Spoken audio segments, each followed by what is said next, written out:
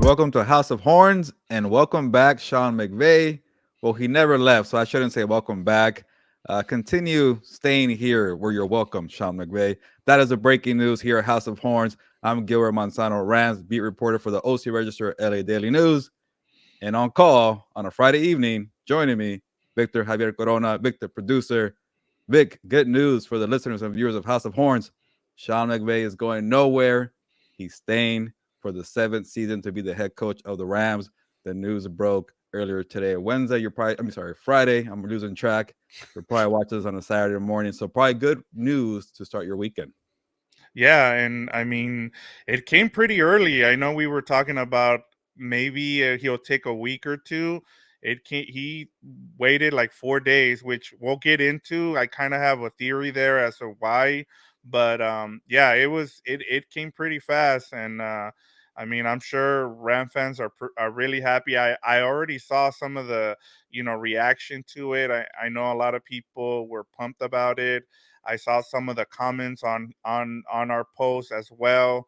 They were, a lot of them thought he was coming back. So I mean, they were right on, man. And even though we were trying to read his face expressions after the loss against the Seahawks, it turns out we were wrong, Gilbert.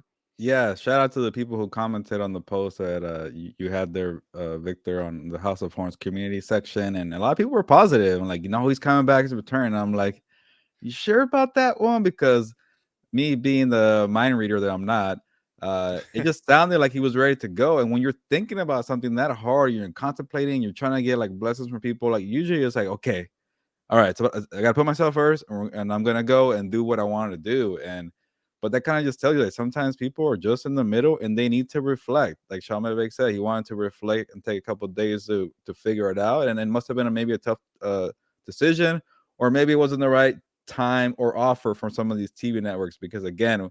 A lot of these seats are already taken. Maybe just wasn't the right time. That's just going behind the scenes. Maybe eventually we'll talk to Sean McVay, but when he said he needed a couple of days to reflect, he said that early in the presser, by the way, Victor, on Monday. I'm like, oh, it could be a couple of days. I'm like, okay, it could be this week. And then somebody asked him, okay, what's the timeline? He's like, oh, I don't want to put a timeline on it. And that's when I started thinking, it might take a couple of weeks because, say he does take his time. They have a good plan in place. The Rams, like Raheem Morris, Thomas Brown, these guys could be maybe kind of the guys to replace Sean McVay. But then you start seeing them. Raheem Morris has 2 interviews in person, and Thomas Brown is talking to people. Even the defensive line coach Eric Henderson is having interviews to be a DC. So maybe that kind of sped up the process a little bit. Like, okay, Sean McVay is thinking like, okay, enough is enough. I'm a big competitor. I'm not going out that way with a 5-12 record. Forget that. My coaches are trying to leave.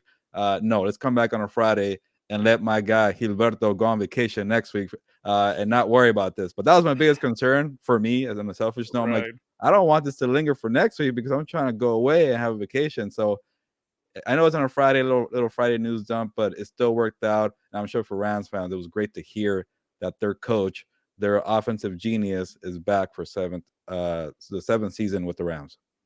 Yeah, they might not be going to. They didn't make it to the playoffs, but they won something here this weekend, and they can take the rest of the offseason as winners that they got their head coach back. And I thought it was very interesting, Gilbert, in terms of the timing of this decision. I thought that if this decision kind of went a little longer, that maybe we were gonna see him retired, or go and take a TV job. But the fact that he made this decision quickly kind of tells you that I think he kind of knew that he wanted to come back. He just wanted to take kind of have a conversation with people and see where they were at. And I think this is going to lead to something. And this is where I kind of want to lead this conversation to, is what does this mean for the coaching staff going forward? Because we're starting to, and I brought this up during our wrap up show about Liam Cohen, and I even said, I'm starting to hear rumblings about the fact that we're gonna see, if he comes back, we're gonna see changes with this coaching staff. And maybe Liam Cohen knew that he was one of the people that was probably not coming back, and that's why he took that Kentucky job. So I I'll leave it to you, Gilbert. What does this mean for the coaching staff going forward now? Yeah, I'm glad you started with Liam Cohen because that's a tough one. I keep going back and forth. Remember, at first I was thinking like, well, he was leaving, then maybe that means McVay is leaving too. But maybe it was more like, okay, he knew that regardless of what happened with McVay, he's gonna be out. But then I started thinking, like Sean McVay at the end of the day calls the plays. Like are we really gonna throw the blame at Liam Cohen for the bad offense in 2022? There was injuries, the offensive line was shuffling like crazy. So I don't know about that. There had to be maybe some kind of friction behind closed doors. He hasn't really discussed that. And the other thing I kind of go think about it was like when again, you never know who's telling the truth or not. But when we asked Sean McVay, hey, like there's reports that Liam is leaving, and he's like, that's not what I heard. Like, it's not official yet. Like, he's still making up his mind. So that was a little kind of like maybe he felt like I don't want him to leave, or maybe it was like Liam was like, you know what, I'm done with this. It's just not working. I'm gonna go, and he just didn't get a chance to talk to Sean McVay. So something felt fishy there. But regardless, there might be a friction there, and I don't want to say he was kind of the guy who was a scapegoat to like, okay, this offense was terrible. Let's blame Liam. There was a whole many moving parts there, but regardless, he's gone for whatever reason. Maybe we'll find out one day. Maybe at the combine, whenever next time Sean McVay speaks for what happened with Liam Cohen. Uh, it's kind of obvious now that regardless of what happened with McVay, he's gonna go, and obviously he's gone to Kentucky. So that kind of leaves a question: what happens to the OC job? And I think Thomas Brown will be a perfect candidate, like I mentioned or earlier this week. It's the same week still. I forget because we had the wrap up Yeah. show on Monday where we're trying to already kick out Sean McVay. I kept saying Thomas Brown, like when he got promoted from I think it was running backs coach to tight ends coach and assistant head coach because a lot of people wanted him. And when McVay went to get Liam Cohen, Thomas Brown's probably thinking like, "What the heck, man? I've been here trying to get this promotion." He had to find a different way to promote him. And then something happened with the running backs coach, and he went back to college, coaching college, and Thomas Brown moved back, and that's when Cam Akers started going off. The running game started working. Like it's not just Cam Akers; the offensive line started blocking. So I think he's a good candidate to be, the OC.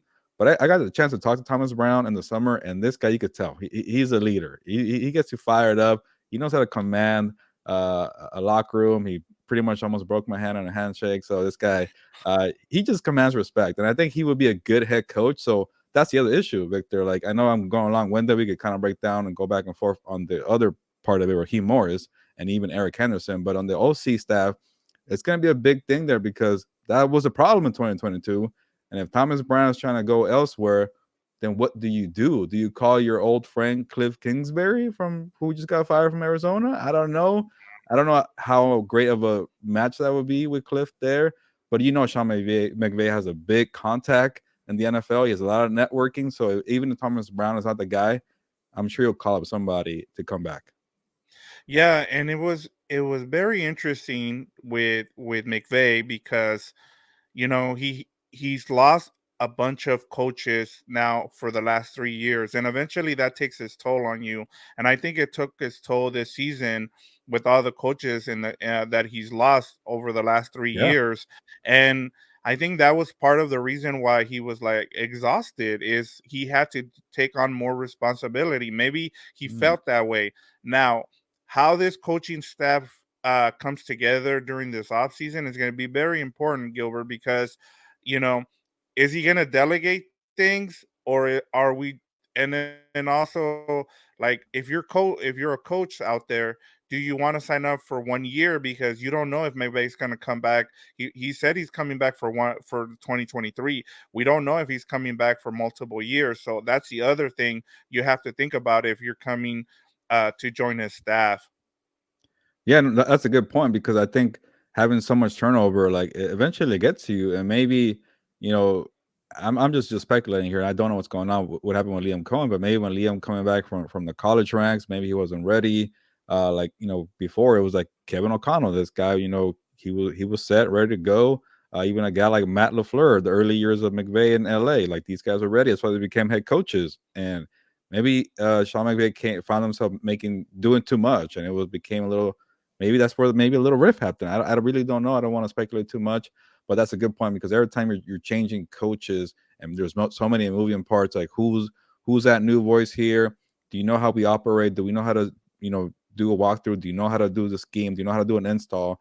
That all takes time. And also, by the way, Victor, they had the shortest offseason because they played in the Super Yep. Bowl and they had a lot of moving parts to try to figure that out. And their quarterback wasn't playing, and things like that start to add up. I'm not trying to make excuses because the Rams had a terrible year. They were 5-12, but that stuff happens. And just kind of going over to the defense, Victor, like with the Raheem Morris, like I know the listeners here and the viewers are Yeah. mixed about Raheem Morris because they're Yeah. tired of the kind of like not really pressing. They're playing off on the coverage and giving a lot of space there for the dump offs, and it's a very frustrating defense.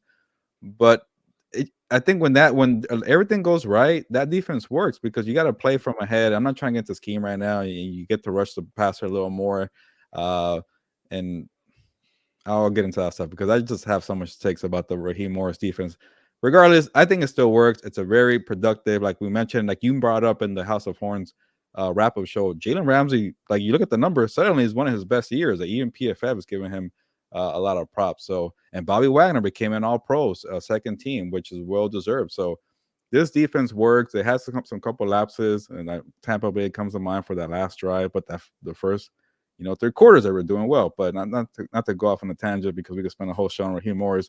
But Raheem Morris is still, well respected. He's in demand. He's getting attention from the Denver Broncos, attention from the Indianapolis Colts, and what happens if he leaves? And I'm not sure how much of a front runner he is. We know how it's a whole messy thing when it comes to coaches and hiring coaches, and I think Raheem Morris does deserve a shot. And some people are not happy because he had a shot in Tampa Bay and he didn't do well with it. But people learn the first time and Mhm. they move on, they get better. And everybody with the Rams love Raheem Morris. There was times we forgot he wasn't the head coach. Like we were asking Raheem Morris some tough questions, and he always answered them honest and truthful and thoughtful. Never was phased. Respect from Jalen Ramsey. So he leaves. It's going to be tough.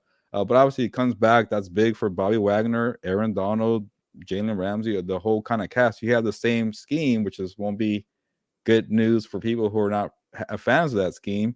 But if he leaves, I wouldn't be surprised if it was the same kind of scheme, the Vic Fangio tree, Yeah. because I think McVay just fell in love with it when he had Brandon Staley. So we'll see what happens, and we'll see what happens with Brandon Staley That with the might be another Chargers. name that might be available. Hint, hint, hint. I don't know. Hopefully not for Brandon Staley. It's not the case where he's looking, and we'll see what happens with the Chargers.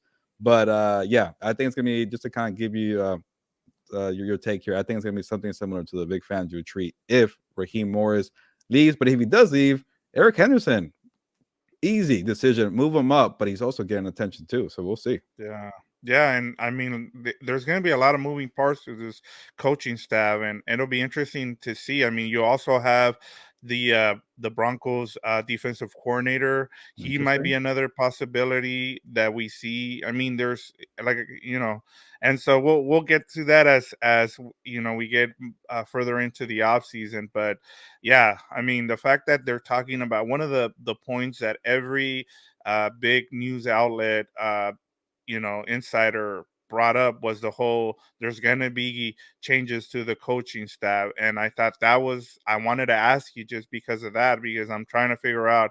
I'm like, okay, what's going on here? But it's sounding like he just wants more help, and he's tired of getting his coaches poached from other teams, poached from other teams. And so he's like, you know what, I need some help with my coaches here. So I want to be able to go and get the best ones out there. And I think and of course, with the Rams, they're going to give him everything he needs. And so I'm sure that's part of the reason he's coming back. But let's get to the players. What does this mean for the players now? We've heard some things. I don't know if you saw this, but there was a Jalen Ramsey tweet late last night where he was talking about, if this is it, I gave Oh it my yeah. all kind of thing. And it kind of like everybody was like freaking out, like what's going on. But he ended up deleting it. So we know, one of the only thing I'll ask you in terms of this, Gilbert, is how do the players feel if he's only coming back for 1 year? What, if he, was he trying to quit on them? Will there be any kind of problem with the locker room going forward, do you think? Yeah, when Sean McVay kept talking about like, oh, I need to have conversations with people, I need to talk to people and see how this affects people. Maybe a lot of people went to the coaching side, but I go to the players one because the coaches have, like all the reports are saying, they're gonna look elsewhere regardless. They want to get promoted. They want to have better opportunities. They're gonna leave regardless because this coaching staff has some very popular names. So I don't think that was the conversation. It was more for the players. And before I got to Jalen Ramsey, because that was a funny little thing that happened there. I think when it comes to the whole year to year thing, where like he's going to be flirting with the networks every single year. I think this core group with veterans, they're okay with the year to year thing because they want to just win now. They're all in. Like Matthew Stafford, you don't even know if next year will be his last year. Aaron Donald, if he comes back, what if he tries to retire the year after that? Like this group doesn't have a big window. I know Joe Burrow said his whole career is his window, but they're not young. This is an older crew. Bobby Wagner as well. So I don't think they care about the 1 year at a time approach, and they'll figure out 2024 when that comes. But for right now, they're 2023, and the whole Jalen Ramsey thing, real quick.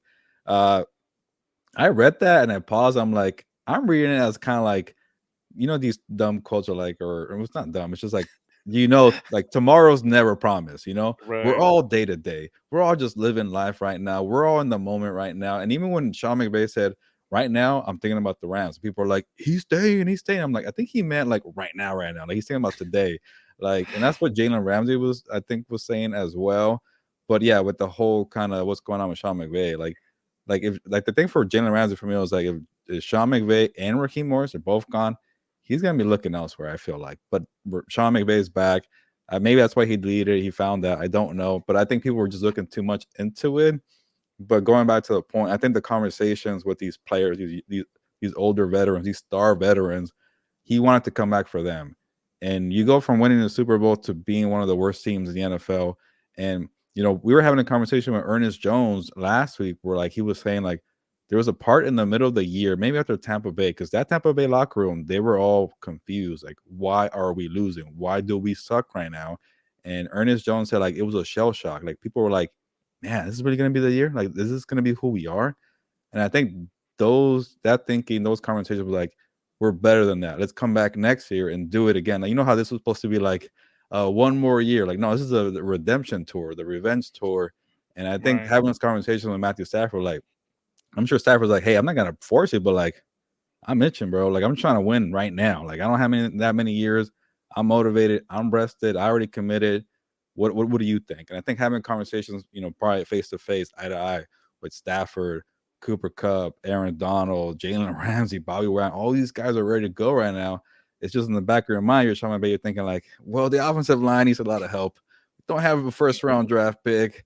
We're struggling with youth here, and I know some players stepped up, but like it's gonna be a big repair job because this injuries exposed a lot of weaknesses, and they weren't lucky like the other years when it comes to being healthy. So it's gonna be a big job. But I think talking to Stafford and guys like that was kind of like, all right, F it, let's do it again.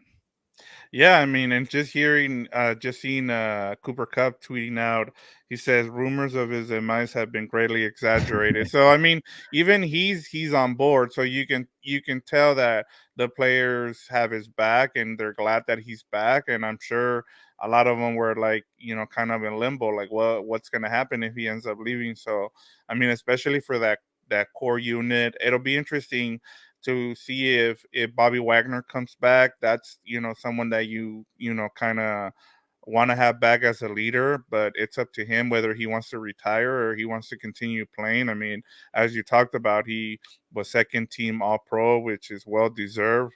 Even though he didn't make the Pro, it kind of doesn't make sense to me that he made second team All Pro. But hey, that's the way it works sometimes. But nobody cares about Pro Bowl games anymore. But in terms of the players, it sounds like they're all behind him, and I'm sure they're glad to have him back. But outside of that, Gilbert, that's pretty much all we have for the people today. We're just wanting to make sure that people knew that we had a little bit of something to talk about in terms of Sean McVay, and we're glad Gilbert, as Gilbert said, he's happy that the news is out already, so that way he can enjoy a little vacation time next week. So we wanted to make sure we hopped on here and had a little 20-minute session and to go over the news of Sean McVay coming back for the 2023 season for the Rams. Is there Yeah. anything else you got for us, Gilbert? No, I just want to say that Monday we were like unsure about how often we're gonna be doing the podcast during the off season, and we just ended up saying like, hey, whenever there's news, you can count on us. And look at us here recording There on we a go. Friday evening because news occurred. We need some time to reflect too. But when there's a podcast to be done, we're gonna get it done because that's that's what we care about here, having you guys informed. So I think we're gonna play it like that. And there's gonna be times where like it's gonna be like a week or two break and we're like, man, there's so much going on. I'm ready for the draft talk. I'm ready for the combine. I'm ready for free agency. I'm ready to talk about some of the roster hole. So it's gonna be a lot of content, but we had to get this one in before the end of the week. I might disappear for a week or two, but I won't be too far away. Yeah, no, and that's yeah, we're gonna be here. I'll continue to make sure that I have some stuff on the community there for people to comment on. We want to have everybody involved. We want people commenting on there. We won't bore you with promotions today, but Oh yeah. we're just happy that we can get some content out. So, and then just continue to comment. We'll continue to reply whenever Gilbert or myself have time. So we are very thankful that you guys are part of the community as we keep growing this program, Yeah. Compas on the Beat, as long and with House of Horns. Yeah, and last thing, real quick, please try to help us out, get to more subscribers. We're trying to get to 500 subscribers. We're like at 470. Like we always say, be a compa, tell a compa. We would really appreciate that, kind of spread the word. It's been our first season, but like just the views, the engagement, the subscription, like it makes me happy. We keep saying it all the time, but it just makes me happy that like what 4 or 5 months ago, Victor, we were just practicing with a preseason game, no subscribers, and Obvious. here we are, you Yeah. know, halfway to our goal of getting 1K, and we're almost to 500. So for those who've been around since day one, we appreciate you. And those are just jumping on, we appreciate you as well. But keep it growing, and then keep talking to us, like Victor said. So maybe one day I got to put our emails here. If you just want to send me an email, that's great too. But the comments are a perfect place for that. Community section, all that. Keep it locked in and be happy. Sean McVay is sticking around. Yeah. Yeah, and there's an announcement coming soon. We won't say what it is yet, but just stay tuned. There's some good news coming, some more content um from somewhere, I don't know, somewhere. We'll let you guys know, but that's all I have for the people. Gilbert, do you have anything else? And if you don't, close us out. No, I appreciate everybody rocking with us. Combos on the Beat Network is growing. House of Horns definitely on the rise. We're up ascending, and we'll see what happens in 2023. The coach is back. We're sticking around as well. So on that note, nos vamos, pues, vámonos.